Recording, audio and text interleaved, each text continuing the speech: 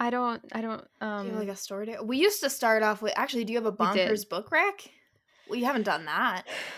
Do I? Let me see. I'm trying to think what I've read recently that could work for I know. this. We have a bonkers book situation, which is that Sarah MacLean. The bonkers book situation. That took me out. Y'all don't understand. I'm assuming if you're listening to this, you saw Sarah MacLean post our like bingo boards and tagged us, which is how we ended up gaining like 200 followers overnight, or like in like 24 hours or something. Our phones were going off like crazy. I was like minding my business. I settled in to read a book at like 10 p.m. and then I saw a shout out to Fated Mates, a podcast that you know, the one, the only. You probably know it. You probably know it. It's great. Fantastic. Whatever. They followed me and also Hannah and also our account on Twitter. But they didn't like retweet anything. They just followed us. And I was like, celebrity sighting. Cool. You love to see it. That's fun. And then, like, I don't know, half an hour later, something like that, all of a sudden, Sarah MacLean mentioned you in a comment. And I said, huh?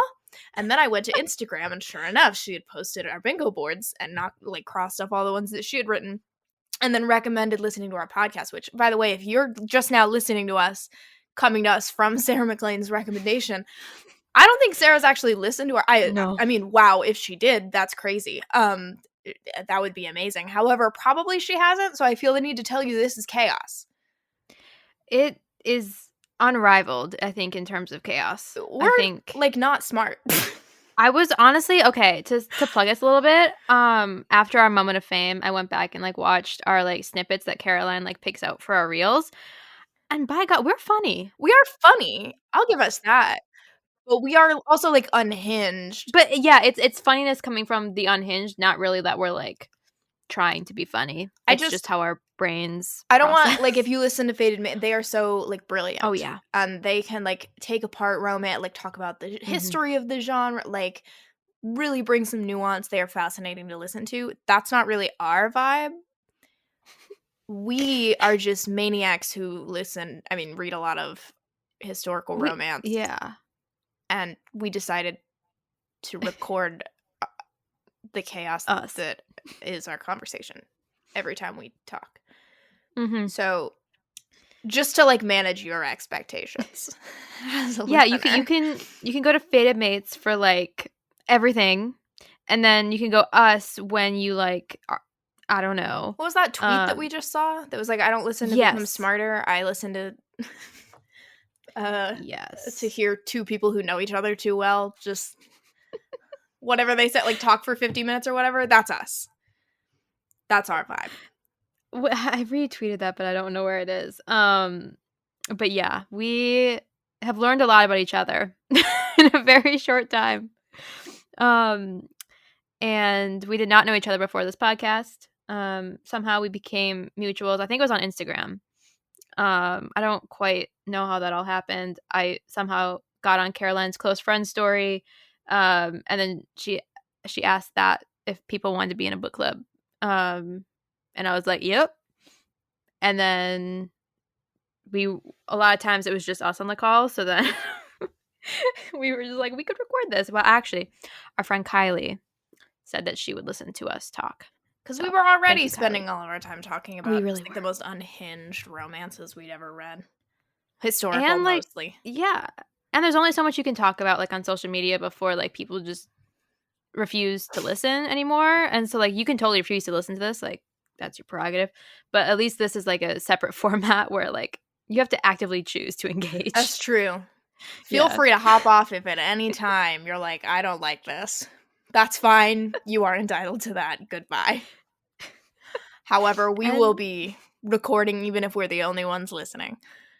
Literally. Oh, yeah. Okay. So the tweet was, I don't listen to podcasts to learn something beneficial. In fact, I'm actively against bettering myself. I listen to podcasts to hear two complete freaks who are overfamiliar with each other spout nonsense for 50 minutes, and then in time to adopt their speech patterns myself. Yeah, that's our vibe. It happens so much to me with YouTubers. I like start talking like them. It's bad. I've never been a YouTube person. I have a weird like anti-MLM, like I have like one of those people that I watch, and then I have like very weird niche YouTube things like ex-Mormons. For some reason I got on that. It was like recommended to me, so I just watch a bunch of like ex-Mormons talk Okay. about being in the Mormon church. Sure. I know. I missed YouTube. I very, very briefly in the early like middle school, I watched like Bethany Moda. She was like I missed like all those. passionate, but that was the only one. I wasn't watching like Gotcha. a ton of YouTube. I just liked her videos, and like she would Mhm. do little like back to school outfits and like makeup tutorial, like things like that I would watch occasionally and not for very long. But that's the only one that ever like I like watched some of Jenna Marbles video, but not like I wasn't like a watcher of Jenna Marbles. She was just one of the only people that I recognized, and I thought some of her videos were funny, but I was never like a YouTube watcher. Yeah. I would like to look at like BookTube, because there's a lot of people like, BookTube is really big, but I just long form video content isn't it doesn't interest me. I like it a lot when I'm doing my skincare and like brushing my teeth and stuff. Like I just like pop on a video. And if I'm like tired of my audiobook but don't want to like invest in a show, like I'll like see if any of the ones I follow have like a new video.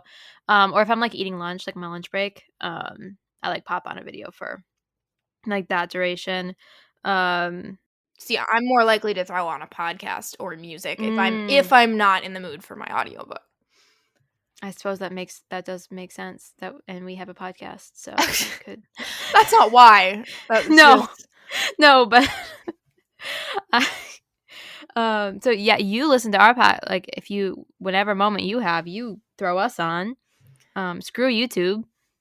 Gotta self-promote. Really? Yeah. Using that marketing skill. Grad school taught me so much. Yeah. Anyway. I don't think I really read any like crazy bonker book situations. I haven't either, actually. Dang. I know, like I've read a lot of face-sitting. Wasn't there face-sitting in this one? There was face-sitting in Mine Till Midnight by Lisa Kleypas. It was very vague. Like I didn't know. I was like, okay, wait, where's she kneeling? It took me a second. Yeah. Yeah, I had to reread it multiple times. I was like, is she kneeling? All right, it didn't take me that long. I just rewound the audiobook. Oh, okay. Well, I had the physical copy. So I had to like go back. And I was like, is she like, where on his body is she kneeling? And then I was like, wait, his mouth is like on her. It was a little. It took me a sec because it was like kneeling over him, and then it said something about his mouth, and I was like, "T, are we?" Yeah. And I rewound. Exactly. Like I thought she was gonna like straddle him for like yeehaw time, but no. It was yeehaw of the face variety. But yeah, I have been reading a lot of. That's a very disappointed look. Yeehaw of the face variety. Yeah. But there was somebody needs to make a bingo board of Romance Your TBR bingo, and it's every time that you. I actually don't know how I would put that on a square. Sometimes you just say things that like hurt me. Anytime that I say things that hurt Caroline, anytime I put $1 in the Twilight or Shrek jar. Yeah. Anyway, welcome to Romance Your TBR. That one hurt. I'm Hannah, and I hurt Caroline. I'm Caroline. We need those those t-shirts that's like I'm with stupid and then I'm stupid. It's the I hurt her. Caroline. I'm Caroline. If anyone has a t-shirt business. No, if anyone has a t-shirt business, I still need somebody to make me the one from Immortals After Dark. Yes. The double toil and trouble, motherfucker, you've been cursed. That's a good one. I want that on a t-shirt. You haven't read the book yet, but my one to adopt is That's My Evil Bitch from Rydstrom's book. There we go, double t-shirts. That's my evil bitch with an arrow and then evil bitch. please, someone who can make t-shirts. My friend Mel, she actually does have Creating Sunshine Co. She made for Christmas all of us. She made me a sweatshirt that has our logo on it. And she made one for our 2 other friends too. So now we're all just walking around with your logo. Our podcast logo. Oh, okay. Yeah. Well, that's adorable. I thought you meant Fringe book reviews, and I was like, no. Wow, they're so supportive. But my friend got me a Fringe book reviews book like embosser thing, like a book. Yeah, I saw that. I have one of those. That was so cute. I'll talk to her about making. Wait, why did they not make me a Romance Your TBR sweatshirt? I'll pay money. I will let her know. I'll cover this shit. I'll pay. It's fine. My face when I opened it, we were all in Barnes & Noble, and I was like, oh my god, this is a dream. Yeah, it's beautiful. I will show it to you after this because it's over there. And then I will commission our Evil Bitch and Toil and Trouble. Damn, all I want in this. I could never wear it around the house. No. My parents would be like, what are you wearing? They got mad because I have a friend who got me a mug that says brunch bitches on it because we were that was what we called ourselves because that's what we did. That was all like when we had time. Well, I'm not friends with either of them really anymore, but at the time we would go to brunch a lot, and so for one holiday she got us brunch bitches mugs, and my dad saw it and was like, Caroline, what is that? Why? And I was like, because we're the yeah. He doesn't understand the whole like using bitch affectionately thing. Yeah. He does. I've tried to explain it. It doesn't process. I went through a phase on Twitter where I was a really big fan of like She Rates Dogs. And I bought her merch when she first came out with it, and one of them I bought is Girls Fuck, which is more so just like, you know, like if someone fucks, like, you know, but maybe like internet lingo doesn't translate to for my 40-plus-year-old parents. No, we're like, what? And I was like, yeah. So that was not the best choice, but it was cute and it was pink and white. So I don't really wear it, but I do love it. Yeah. Well, I did get my mom, who doesn't do profanity, I did get her to wear matching The Bitches Back shirts with me for the Elton John concert that we went to. Disappointed both my older brothers. They were like, what? Why? And on this podcast, we do profanity. Why? Add another check to the bingo board. Why would you say it this way? Why would you do that? Because you said it that way. She doesn't do profanity. Yeah, but profanity. I didn't. Okay. I am in agony. And where is the hope? No. Oh, Christ. Her delicate toes. Oh, Christ. When the HarperCollins strike ends, boy, will we be reading some Lorraine Heath. I am so excited. She is just, she knows what to do. But back to the face-sitting. Yeah. Back to the topic of the day. The topic of the day. Heartbreaker by Sarah MacLean. Disclaimer, it's a HarperCollins title. We support the union. But it does have face-sitting. But A Day Until Forever by Erin Langston. It is a novella if you subscribe to her newsletter, Face-sitting.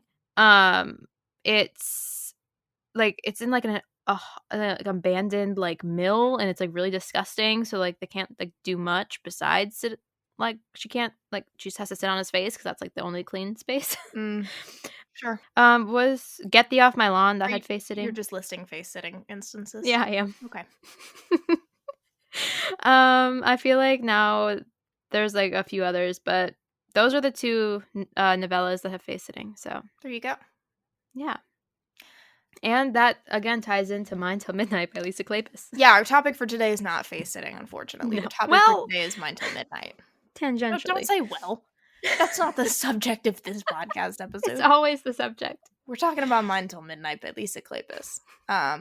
We are. I'm not sure when. We actually need to like move some of our dates around, I think, for upcoming episodes, but because I'm not sure exactly when the next whatchamacallit at sunset, whatever. Yes, I feel Seduce like Me at sunrise, whatever that one is. I don't know when that. Seduce Me at sunrise. That's what I think so. I don't know. The next one. I'm not. Yeah. I'm just not sure exactly when our episode on that one will come out. But if you're like reading along with us, that'll happen. Yeah. At some point. Yeah, and I feel like I immediately want to read that one, so we may have to record sooner than we post it because I'm eager to see where these books go. Yes. But yeah. So I don't know, we'll figure it out, but that one is coming will. at some point. Yes. So we're reading them. Mine till midnight. Yep. And we have to address the from St. Martin's Press. Yep. So we can review and talk about them. I just wanted to get the elephant in the room out of the way right off the bat so we can talk about the rest of the book, which is that this is a problematic book. Presumably the next one will be too. I don't know how much shows up in the later books in the series. I've heard that people skip or like have skipped or like the first two are the main culprits. And I think in that, I can link it below, but there's a spreadsheet that has all like the changes that Lisa has made to her books. And I think it's the first three. I think the third one may have like a consent issue or something that she maybe edited. But I think that the first two were the main ones of this series. So for those of y'all who don't know, some of Lisa Kleypas' especially older books, although also some of the Ravenels, but mostly some of her older ones have been edited and updated and reissued. So a lot like the audiobooks and ebooks and things will be updated depending on where you get them. And any of the new covers are probably updated and edited versus like the original copies of the books will have the original books. Most of the time it's for things like consent issues, which I have mixed feelings about because on the one hand I understand wanting to be like, this doesn't really reflect, it didn't age well. And like maybe it doesn't reflect like her beliefs now, whatever it is. But I also have complicated feelings about non-consent and dubious consent in romance because I think a lot of times it can be doing something really interesting. And if it's from an older romance, they're a product of their time, and sometimes you just have to like take the problematic and acknowledge that it's problematic, but also recognize where this is coming out of. However, in the case of the Hathaways, it's not just dubious consent issues. It is, I don't know. I can't speak to the second book, but the first one, Cam is Romani. And boy, I listened to the audiobook, which was updated. And so there was still some odd, like, exoticizing going on. It wasn't as bad as I was anticipating, I think, because it was the updated one. But I know you had a hard time. I read the original step back version because I don't think I even own the revised physical copy, and I didn't want to do the audiobook because I don't like the narrator and it just wasn't going to end well for me in that sense. So then, and I like forgot that this was going to happen. So then I was like, oh my God. I had to like take a little nap. I like started it and I was like, okay, we're gonna put a bookmark in that and then come back to it. There was a lot. There were like slurs and like Caroline's like just exotic, like I don't like borderline fetishization. Yeah, I was gonna say like we don't know enough. Well, and so that's the other thing. I tried doing some research to see if somebody had like gone really in depth and picked apart like here are the problems with the characterization of Cam and the Romani people. Because I don't know, we are not well versed in Romani culture. No. So I cannot tell you like, oh, this is not an accurate representation versus like, oh, I've seen some reviews where they were like, it actually seems like she did a lot of research. So like we are not knowledgeable in this area. So like we can't really speak to how much of the characterization and how much of the representation of the Romani people was like making it sound very supernatural and mystic versus how much was actually very well done. But I can say definitely there was a lot of, well, in my version, there wasn't a ton. It seems like the thing that was mainly updated was there's no longer any slurs except for when a character is being like they are in the wrong, they are being racist to Cam. Sometimes there will be, and like that's when you get like, oh, you're uncivilized, or like the use of different slurs saying that he's not good enough to marry the heroine, etc. But outside of that, the narrative and any characters that we're supposed to agree with use like he's a Rom or and that's like the Romani, right? Because I got the versus you got the full blast. The other Like Westcliff had some lines, Leo had some lines. I was like, oh my god. So I do think for the like it was okay reading. Like I could still there was still some like kind of exoticizing Cam. He was a little like mysterious. He's a little othered. Mm-hmm. But it wasn't. It definitely wasn't as bad as your reading experience. Yes, It was just kind of odd. I will say though that it did work. I guess like I'm happy that the audiobook was updated like before like anything else, just because like when you're reading a physical book, my mind I can just like skim right over, but it's hard to know in an audiobook like how far you can just like skip ahead or like have to bump things. Like there's a scene towards the end where a character is just spoilers. We're gonna talk about spoilers. Yeah. So our enemy Christopher Frost says some really bad things to Cam, and Caroline was like, that was horrible. And I was like, that's not even in the original copy. Like she's reading the updated, so I don't even know how bad it was in the original, but I just skimmed right on over it because I didn't. You're far more uncomfortable reading. Like you had to skim it. I didn't have an issue. Like I wasn't like, oh my god, I wish I could skip this. It just made me want to fight Christopher Frost. Yeah, I mean at that point I already wanted like I just racist classist piece of shit. Yeah. And that's like one of those instances where like he is using slurs and he is saying like calling him uncivilized and things, which outside of that in the updated version there wasn't a ton of. It was like the main character, like Amelia wouldn't. Yeah, it was for the most part, with a couple of exceptions, for the most part, it was much better about, like, either Cam would say, like, oh, they're trying to civilize me, or, like, somebody who is, like, a bad character is saying, like, oh, you brute, uncivilized, whatever it is. You're not fit to marry her, etc., etc. All of this to say, go in with a grain of salt, depending on which version you're reading. Even in the updated one, there's still some not great, like, exoticizing. And also, like, again, I don't know enough to say, like, this was an appropriate depiction of Romani culture, or if it was, like, really mysticized, or what. So I don't know. But just be aware of that going in if you have not read it yet. And or check if you have.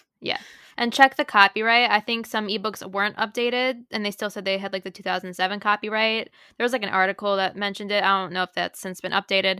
So just like if you want to know like anything with a more recent copyright, like the current audiobooks, they're all updated. And like it's like 2021 or something like that. So that's that. And there is one other scene. There was like something with bees. I still don't know what the I don't know what there. that is, but there was a dubious consent scene that was changed. Their second sex scene, like full sex scene. Which I'd like to read to compare because I saw excerpts from it. I understand why. I do. But again, I'm far more comfortable with like dubious consent in romance. Yeah.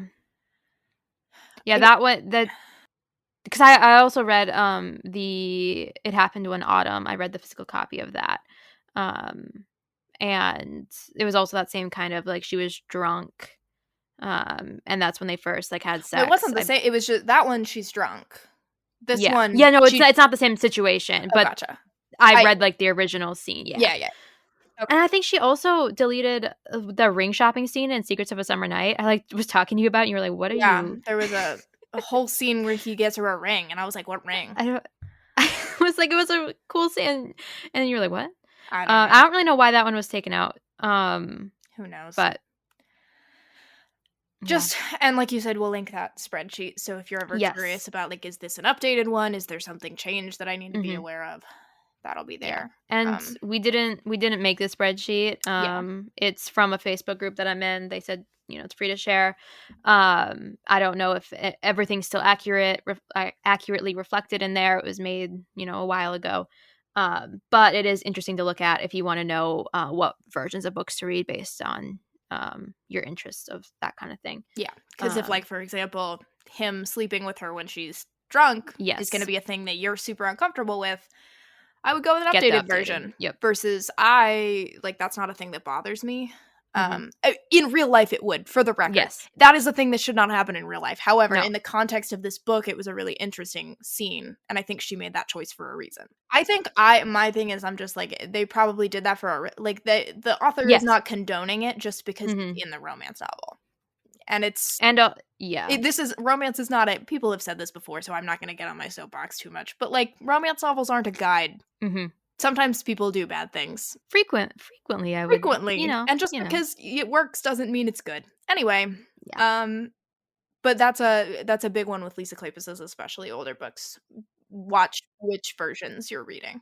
Anyway, so that's our spiel about the problematic representation of Romani characters. I'm sure it will come up again in the second book because Mary Penn is also a Rom. Yes. So. Yep.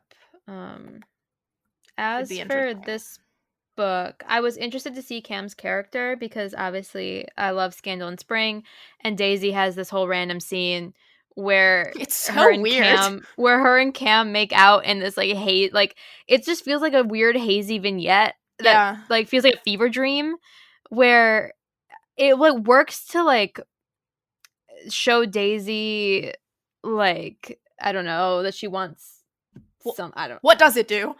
I don't. I'm trying. I read that and I was like, okay, because I think I've heard that she was trying to set them up, and then she realized they were just like too similar, and she didn't want to write that book. So I think she like pivoted to Matthew Swift, which I do think Daisy and Cam would be a weird, like situation. She's too. He needed Amelia's like down to earth. Yeah. Ironic because she's like grounding him, and his whole thing is that he wants to like go live the Romani lifestyle, etc. Which again might be part of the like weird characterization.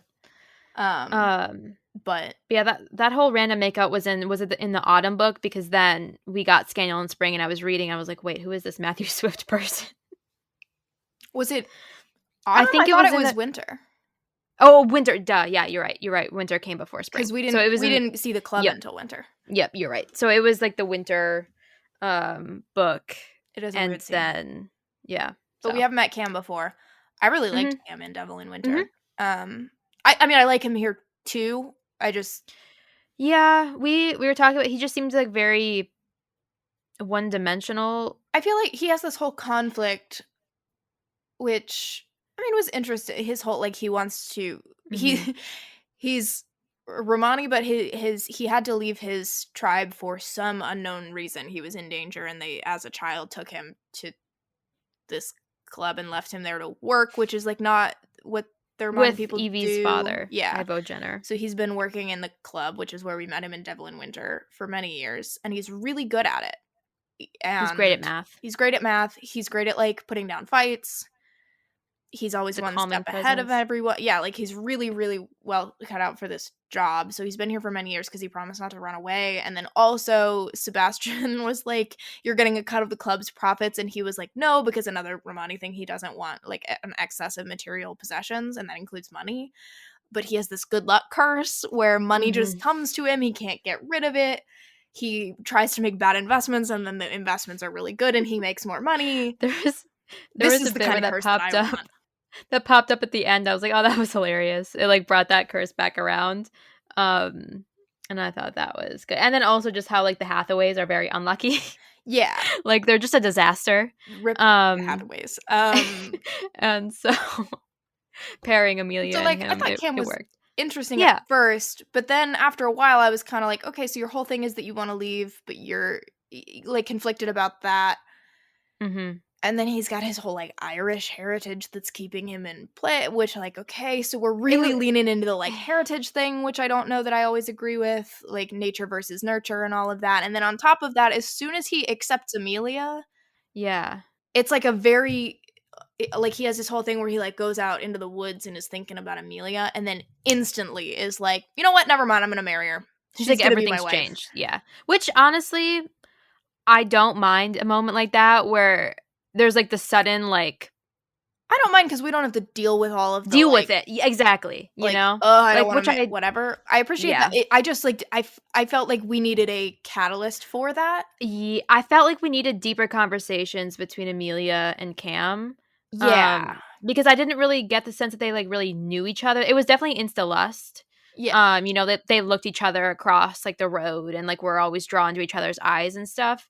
But I never had them just like really deeply talk. Yeah, no, I felt like the connection, Yeah. like the initial spark. Yeah. But then I don't know, I was like, oh, he's gonna marry, but like there was no moment. Like Yeah. I wanted a thing to happen Mm-hmm. rather than just like him contemplating, and he did.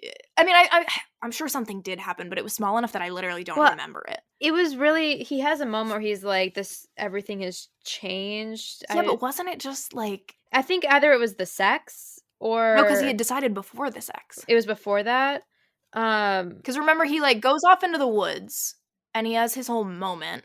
And then you cut to Amelia in bed, and all of a sudden he comes into her room and is like, we need to follow this path where it leads. Yeah, so then that was the sex. Yeah, that was very confusing because she was like, I don't know how he even knew because she like opened her window because she was like sweating and she was like hot. She was like woke up from a dream or like she couldn't sleep or something. She like opened her window and then he like walked through her door. And I was like, oh, he's here. And then he was like, let's do this.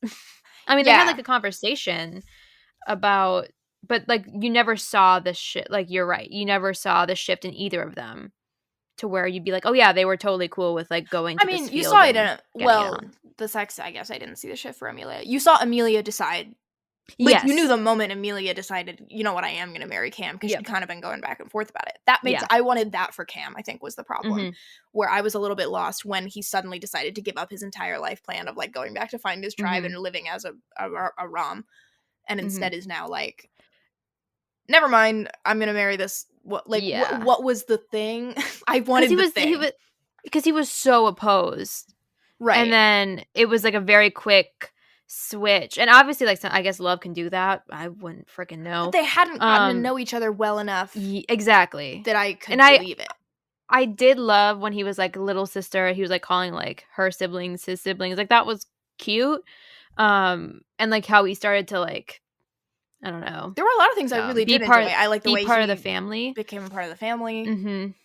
Yeah, I felt like something was missing, but I was also just like, you know, like, because you said you liked the beginning and then it kind of fizzled, and I actually liked the end, like the middle half on more than I liked the beginning, because I did like I said, like I'm totally okay with him just being like, I'm gonna marry her and we're not gonna deal with that, and we didn't really get a breakup. I felt their connection at the beginning, and then by the end I was like, so you're just hooking up, but like, I mean, it's not that they never talked. They had conversations, but it just didn't. I didn't feel their relationship progress to a point where they were emotionally involved enough to just decide to get married. I do agree. And so I felt the beginning and the insta-lust and like the tension I thought was really good. And then after they had hooked up, I was like, okay. Like, shoot, the whole thing with his ring I thought was really cute. You know, Lisa and her tokens. And also the ribbon never came back up. When their first meeting, what happened to her ribbon? He cut her ribbon off, which I bookmarked because I eat that shit up. I was like, oh my god, he like cut her ribbon off, and then she like mentioned it, but like he like obviously kind of like denied it a little bit, but he never like, it was never like on his person, or like there was never a scene where she like found it and was like, oh, like I guess because she just knew he took it, like there was no mystery about it, like she just knew that he was like into her and stole her ribbon. I wanted more of that, because I did think that was fun.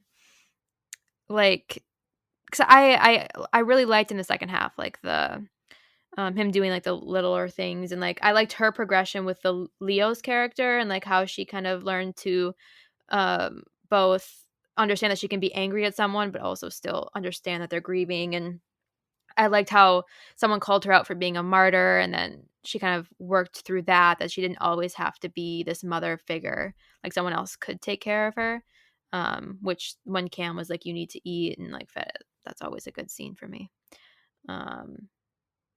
So yeah, not my favorite Lisa ever, but I was actually pleasantly surprised with how it ended. There was like no breakup, like I mentioned. Little dramatic random moment at the end. And here we go, because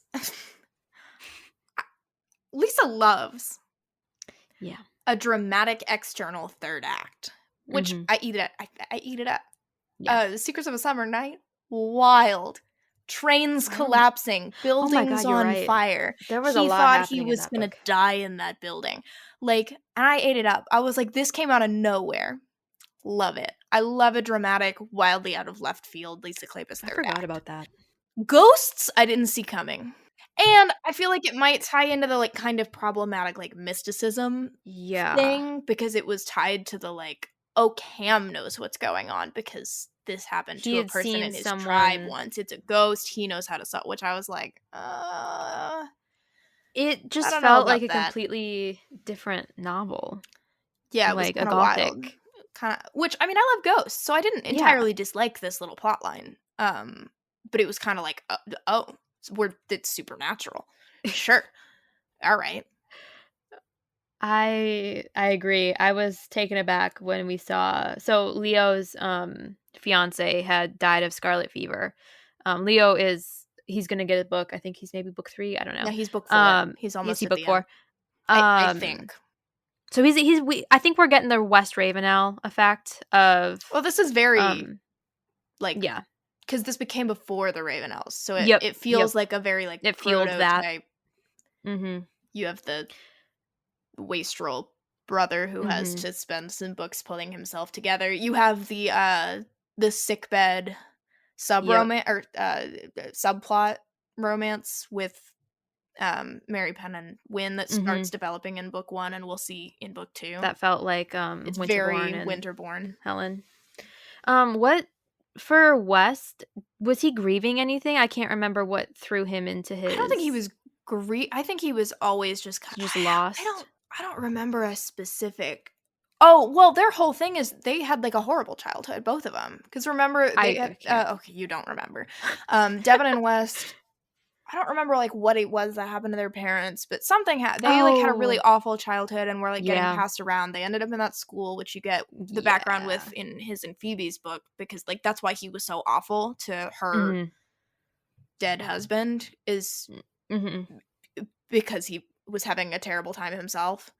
You're right. Like, he just generally both of them had a really rough time growing up, and so it was inheriting the title that made Devin, well, not initially, but once Kathleen ripped into him, he started getting invested, and then Devin pulled West out of it by, like, giving him a job and getting him involved.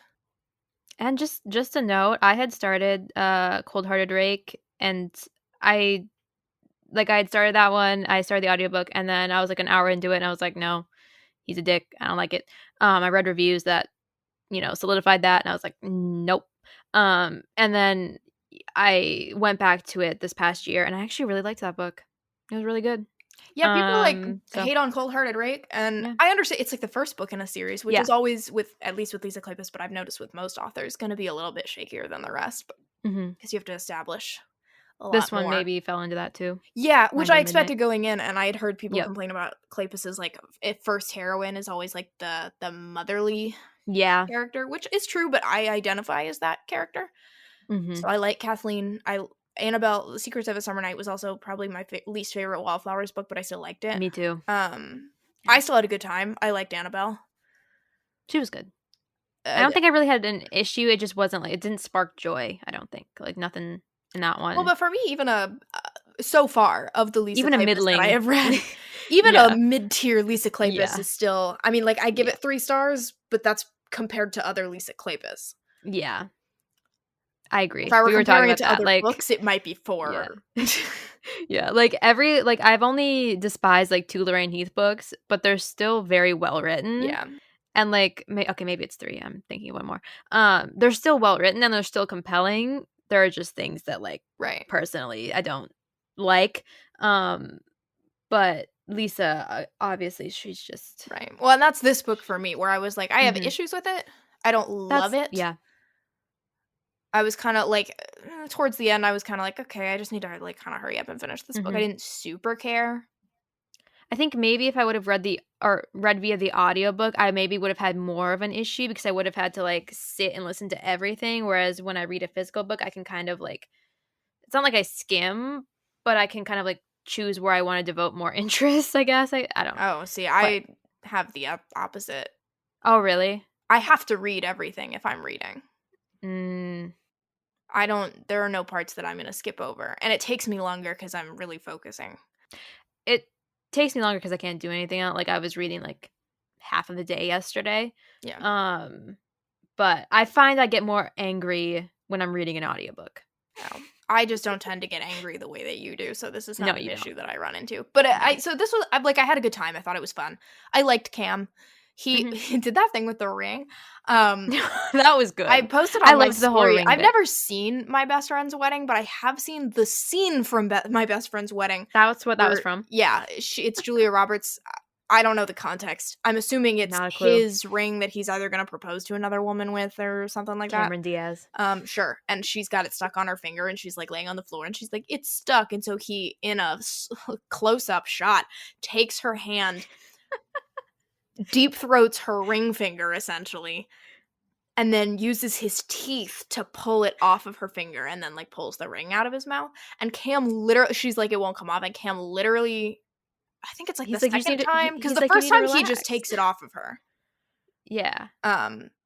After he makes her orgasm, and that relaxes her enough to get it off. He's like, "You need to relax," and then because like she's Right. like very stressed, and then after her multiple orgasms, He it just takes slides the ring right off. But there's another time when Mhm. he takes it off with his mouth. He does that where he like takes it off with his teeth. Because he was He like, like "You have to licks wear around it. He's like, "But you have to wear it while we have sex, but you Hot. can take it off after." It's hot. Just it was very hot. It was hot. I really enjoyed the sex scenes in this book. There were many. There were most of more them. than I thought there were going to be. Lisa Kleypas always surprises me. I know. I enjoyed that second scene. I forget how steamy her books are every time. I mean, Devil in is it Devil in Disguise, her latest one? That one, Facesitting 69, I think. It had some moments. It also had anal. I didn't really love that book. Oh wait, yeah. That's another one that I was like, I had a good time. Oh, see, I loved that one. But that was like a 3-star for me.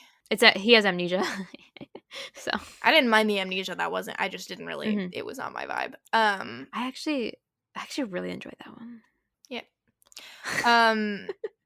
Where were we? Oh, I liked Cam. I really did like Amelia. We were talking about this earlier, but she was a lot more layered.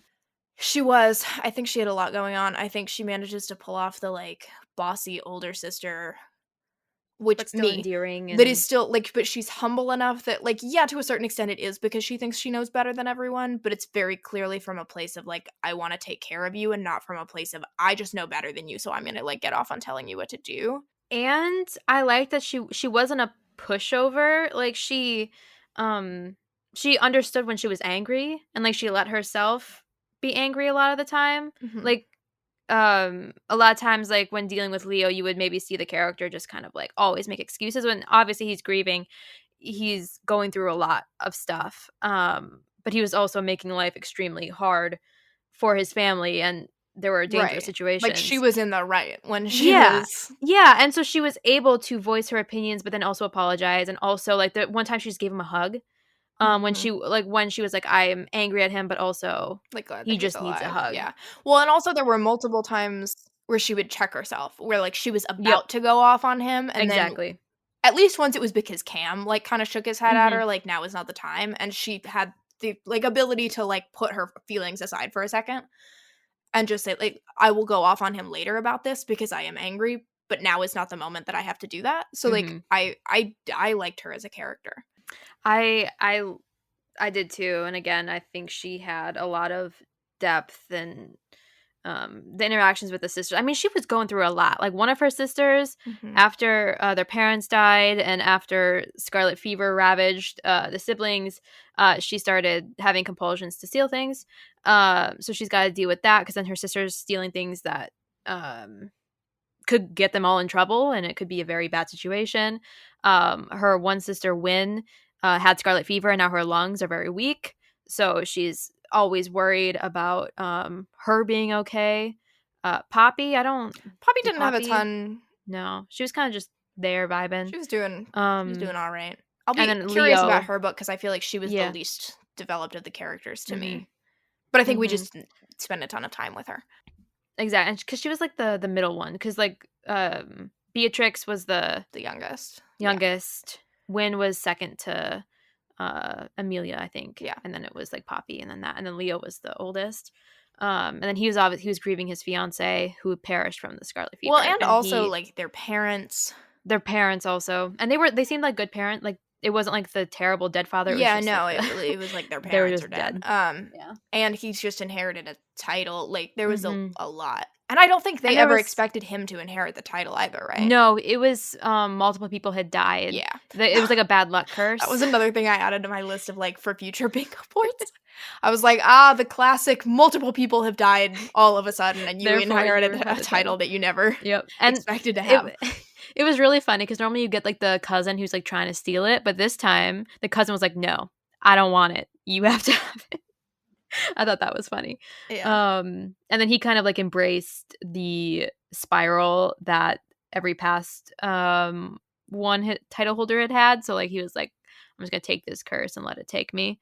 Because he was dealing with essentially suicidal ideation this entire book. Yeah. So And Leo's an interesting character to me.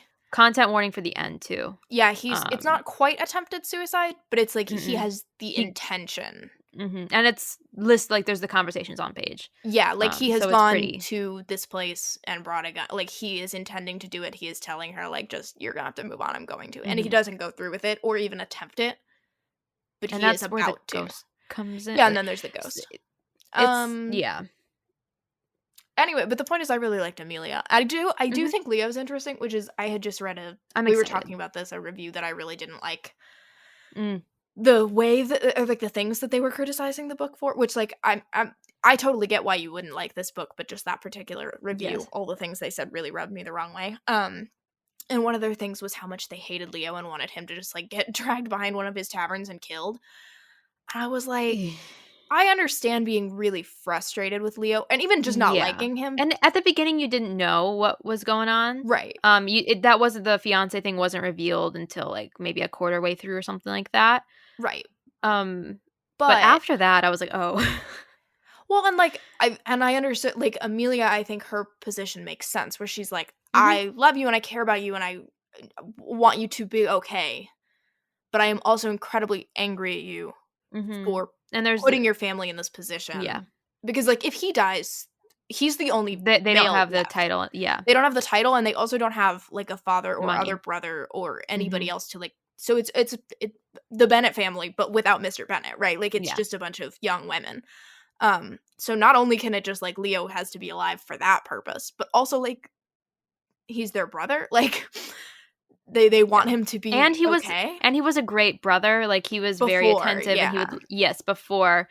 And so like they were like if it's like happened in person, like when like a shift has occurred and like it's very like you're grieving that loss too, and then you become your new person with both the grief and the like his metamorphosis into whatever character he's going to be in book 4 was started here, and I'm intrigued to see where he is in like book 2 and book 3. So he's like awful throughout this book. Like he does really irresponsible, horrible things, and like puts his family in a really awful position multiple times, and like burns the house down. Like he's not good. But I like that review rubbed me the wrong way just because they were like really railing against him and just wanted him to die. And I was like, I think there's a lot going on with Leo that isn't. He's literally suicidal. Yeah. And I had my first assumption of him when we were first introduced and like of how that was going to go. And then by reading the book, it completely changed. And like you were rooting for him. Right. And you understood, but you were also angry. But you want him to get better. There was, You don't want him to die. He's not the villain. Yeah. He is someone who is really struggling. And we've read characters where there's no real reason for them to be that bad. So they are just straight up the villain. And maybe if they don't get their comeuppance, then I'll be angry. I mean, it's happened a lot, but in this case, I mean, I feel like I'm a pretty dramatic person. So like, I understand maybe at the beginning, but I think after reading like the whole thing, it'd be really like you don't have to like Leo, but it's really bold to be like, I wish he would have died. Like, Christopher Frost, on the other hand, he could have stayed in that fire. Christopher Frost could have walked into the B room, and I'd have been. I was so close. I was like so close to texting Caroline. I'm like, what if he just stays in the fire? But I was like, Hannah, that's being too mean. Well, and that's funny because it was before he like said all of his horrible things to Cam that you wanted him to die. I was just like, See, that's where I'm dramatic, So see, like, But so I was like, I'm gonna tame it back, and then I was like, wait, I don't have to, because he was. And then so we're also intrigued in that sense because he didn't get any, like, he just Yeah, what ran. happened to Christopher Frost? Is he coming back later, or is he just I don't gone? know. I don't know. I mean, I hope. Like, I suppose I didn't care enough about him at the end, like, No, I didn't in really relevance to the plot care. to like be angry that he didn't, like, I don't know, he at least get like punched out multiple times. I don't know. Because I had other things to deal with at the end. But I would be intrigued just to see if he comes back. I just and if want to he's know. like, Well, it's just because we know Lisa deals with her villains typically, yeah, even if it's not as satisfactory as we want. Like, Mhm. is it Secrets of it's Secrets of a Summer Night that we don't see the villain get stabbed with a pair of Yeah. scissors, but like we hear about it. It's dealt with. So I was like, wait, where did he go? Like, is he coming Well, back, or is and he just like, she just didn't want to deal with him. He just ran yeah, off. well, because he can technically go still be a good architect, right? Yeah, Like, he he's could still like fine. have a career and like be okay. He just won't have what he was searching for in the house. But I was just like, okay, he just ran out. Bye. I don't know. If you've read the rest of the Hathaways, I guess you already know. Mhm. I just want to know what happened to Christopher Frost. Also, I didn't realize that like bee colonies are like that big. Yeah. I was like, Yeah. like, how many bees? Yeah. 200,000? Like, how? I also loved how she was scared of them, and so then when she saw them, he had to like carry her out, and that was like the first sweetheart. I was like, oh, I read that was 2 fun. books back to back where there was a bee scene. Oh, really? Maybe bees should be another historical romance bingo. You would get at least Anthony Bridgerton. Yeah, I was gonna say we've got 3 now. We got Nichols. We've got Nichols. Bees. Oh, and there's the Virginia Heath. I think they're technically wasps, but on the cover they look like bees. Oh, well. So there you go. Bees. Oh, and the Karen Feeding of Waspish Widows by Olivia Waite. One of them is a beekeeper. Oh, that's fun. I would be that would be a terrifying profession. I won't lie, I read the book and I was like, could I be a beekeeper? Like, I wanted to have a bunch of little friendly bees that I was friends with. In practice, I could not do it. No. I want the calming. I feel like it'd be very calming. Also, bees do die in this book. Yeah, I wonder if that's a thing that people are upset about. Cam, like, I don't know. they need it for a poultice thing, and so yeah, he needs like bee venom, and so they like boil them in this stuff and then crush they like the smush bees. them. Yeah, they crush the bees. Doesn't bother me, but I do feel like I asked you. I was like, did that stay in? I was like, I don't know if that was because like someone had mentioned there. like in a thing that like a bee scene was changed. I was like, was that the scene? Because like. No, I'm gonna have to read my paperback copy to see what the scene they're talking about is. But I guess if that is something that bothers you, it's not like I think they don't like take you through the process of it. It's just mentioned that he. But Beatrix does have fun. She's like, I liked killing the bees. Yeah, which again, he was not just killing bees for fun. No. He was making a like poultice to help Marypen's the wound that might kill him. Yeah, it didn't feel like unnecessary murdering of animals. No. It was just they crushed a few bees. I think it's fine. What were my other... I don't know. I thought it was like fine, but not my favorite Lisa. I like the Hathaways. I like their family dynamic. Very curious to see what Marypen's whole thing is. Yeah, well, I'm kind of scared because it was like, so... You know, they obviously are very into each other. He's like been desperately pining, and then for some reason, it's a dramatic, like devastating event takes Wynn away, and then when she comes back, now Marypen is like, I won't love anyone, like fuck this, and then she's now being courted by a seductive other person who I don't know if she's gonna like see through it or like what's gonna happen there. And then he has to like obviously stop that. So I'm intrigued. I don't quite know what the devastating separation is. I don't know. I just I love the like secondary romance pining that gets their own book. We'll see. But he also is Romani, so that's gonna be interesting to see. Yeah. I'm sure we'll have. But I do like the Hathaways. I read the summaries for all the different books because I pretty much always do that, even though it might spoil things. Like when you read the summary for a later book and it spoils something for an earlier book. I've done it to myself before. I've done it with Sarah MacLean. I just don't care. It's just a thing that I do. Because I want to know who the main characters are. Oh no, I pay attention. I want to know who I should be paying attention to and what I should be picking up on for later. And so we'll see when we read them which ones I end up preferring. But we know my preference for the wastrel I'm brother excited. who improves, and his romance is with a like governess. Ooh, I do like that. I think she's a governess or like a companion, something like she might be a companion, but whatever that. So maybe Beatrix at that point if it's something like that. I think it said she's a governess. Whatever it is, we'll see what happens to Leo. But I've heard a lot of people talk about Leo's book, so like I'm excited. I really will eat up the wastrel brother who gets his life together every time, apparently, because West Ravenel. His progression through that series is daddy. The things I would let West Ravenel do to me. Anything and everything. It's fine. Everything is so fine. I'm fine. And again, I just, we get Westcliff, we get the St. Vincent's, we get Lillian. Westcliff was good. Lillian was good. I loved the little inclusion of the fact that Merritt there was like the evidence that Merritt had been in Westcliff's study. Yeah, the little honey tart, and he was like, he just couldn't resist her like being in there. I was like, that's adorable. I also had read, number one, I think I texted you that I was like, Sebastian makes an appearance very early. He's already talked about Evie. Entire time he was just talking about Evie. Well, he was talking about sex and being clever, which I thought was a fun conversation too. It was a great conversation. And then he immediately was like, I love my wife so much. And then was like, I'm actually gonna go home right now. Can you finish up this work? And Cam is like, you're gonna leave me to do the work? And he was like, well, one of us isn't even interested in having sex right now. He's complaining about how bored he is of women. And one of us has a hot and ready young wife at home. I'm gonna go do that. I want to be a hot and ready young wife. Bro, if Sebastian St. Vincent was my husband,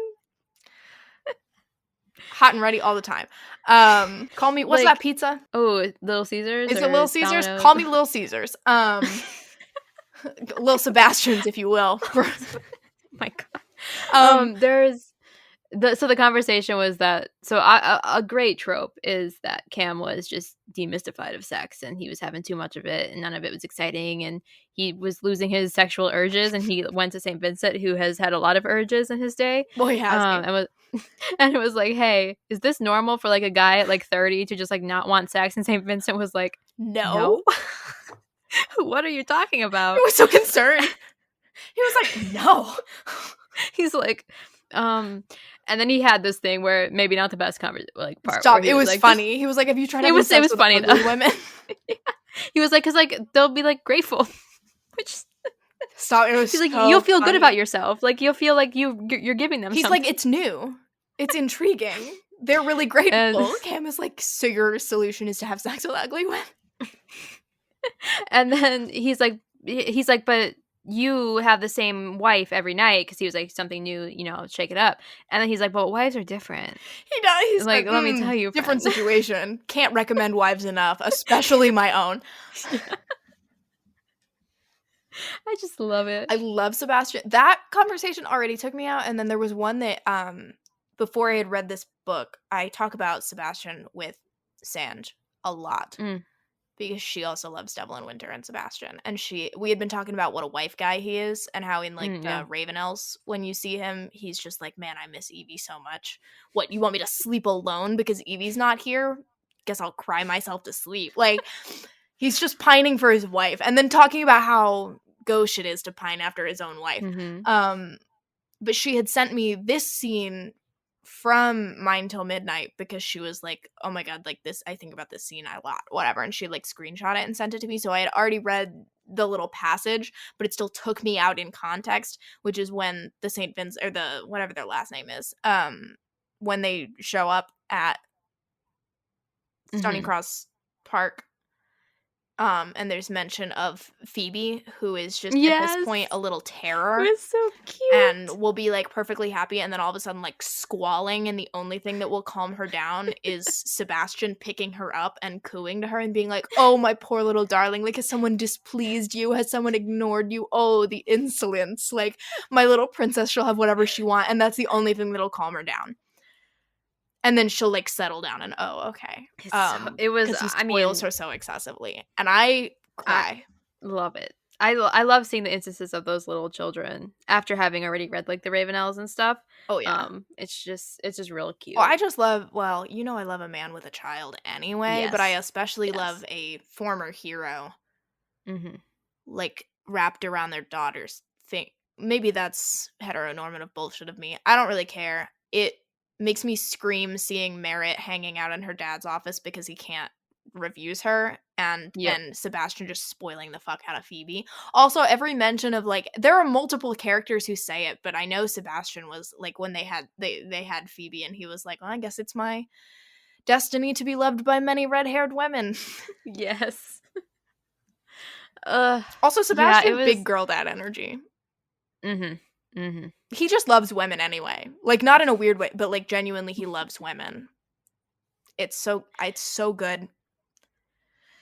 Oh, I just love those little snippets, and of course the Hunts and the Swifts. you got mention of Daisy and Matthew. They were mentioned at least. Daisy's having a little baby. They were gonna. So That also took me out that they're like, well, Matthew is very tall and Daisy is very small, so it's been a hard time.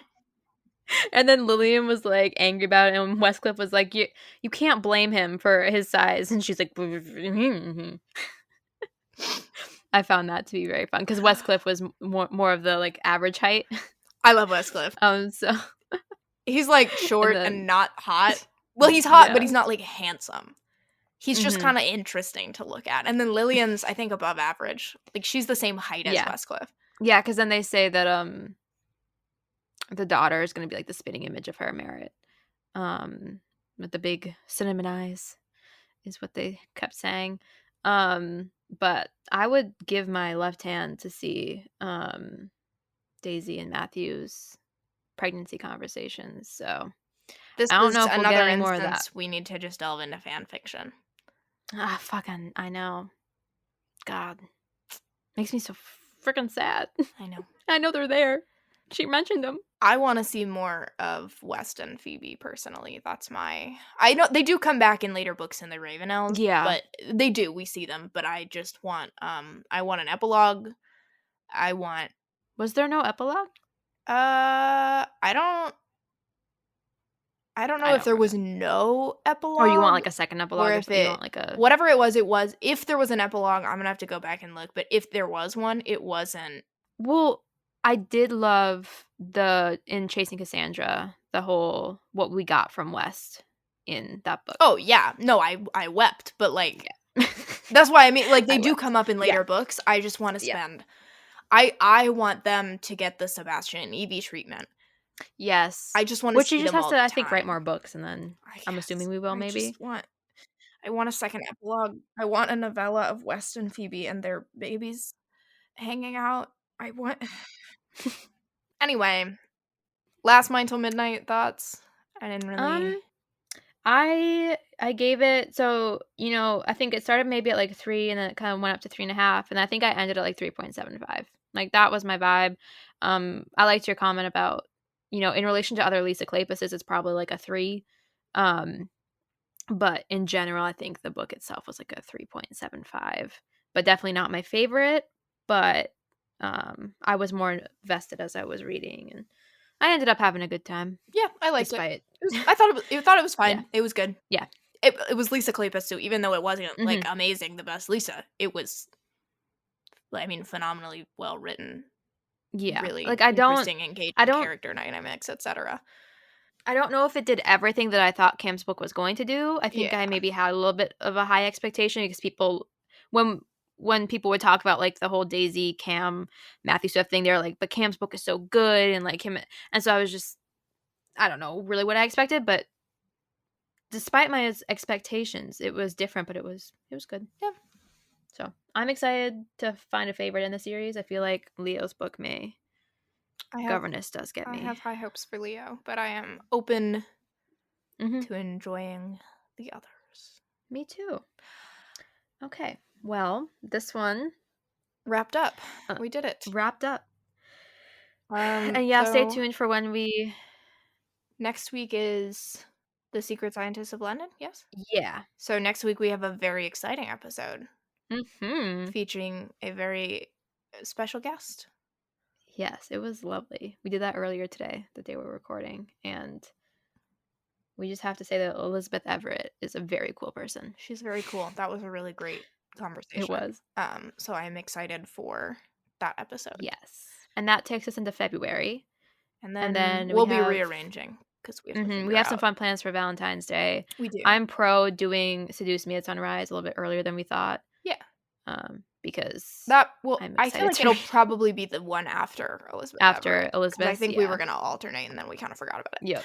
So we'll figure it out. But next week will be a really fun, exciting episode. Yeah. And also, if you're still listening, I think like if you have a suggestion and you want us to cover a book, you can email us. I feel like maybe email. I feel like I'll see an email better than a DM. Yeah, sometimes DMs get lost because it'll be like a request and like one of us will look at it and then the other one won't know that it was sometimes that's just harder, but we'll see an email and eventually even we'll like respond, maybe. Yeah, or we can like create like a Google form, and if you have a book, you can just submit the response and then we can look that way. Because after we get into March, then we're kind of like, depending on the strike and how that goes and all of that. So yeah, we're kind of playing it by ear.